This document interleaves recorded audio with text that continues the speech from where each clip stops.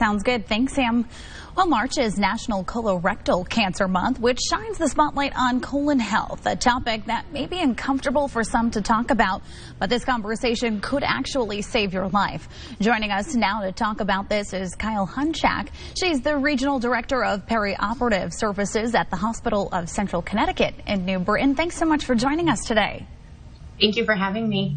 Well, let's start off with how important colonoscopies are and when should people start getting them? So the guidelines have recently changed. So 45 should actually be the time that you start, which it was previously 50. So if you're in that 45 to 50 range, now is the time to schedule. They are our first line of defense. If we can't see any issues in your colon, we can't treat them. So really the colonoscopy is what everyone needs to have done. Now, can you talk a little bit about how your hospital has expanded a program that makes scheduling these colonoscopies convenient, and talk us through how it works? Sure. So we're very excited about this program. It allows you to fill out a little bit of health history information, your insurance information, and really we're able to book you for a colonoscopy without ever stepping foot in a physician's office. We can get you in within a week, and you're really hearing back about that health history form within 2 to 3 days. If you're not eligible for a colonoscopy based on the information, we'll point you in the right direction. So if you're not sure, fill out the form and we'll be happy to help you.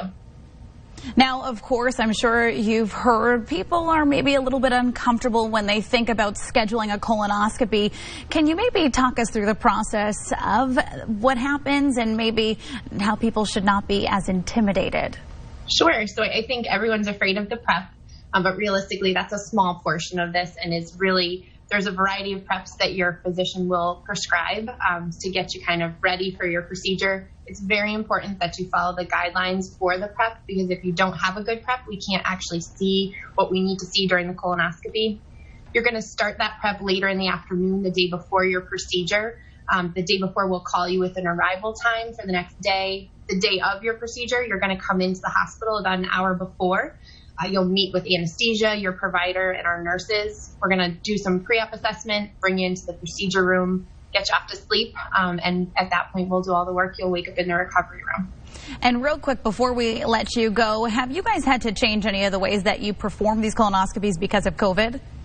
So I think people have been waiting because of COVID, and I think my message to you now is that the hospitals are safe, and this is a test that shouldn't be delayed any longer. So if you're not sure where to start, fill out the form, and we'll be happy to help you Monday through Friday on the New Britain campus at HOCC and Saturdays at Bradley for the colonoscopies at your convenience. Okay, Hunchak, thank you so much for taking the time to talk with us today. Thank you very much. And if you'd like to schedule your colonoscopy, you can go ahead and follow all this information we have right here through the Hospital of Central Connecticut. You can call that number on your screen, 860-224-5199, or visit their website. That's also right there. We have all this information at WTNH.com.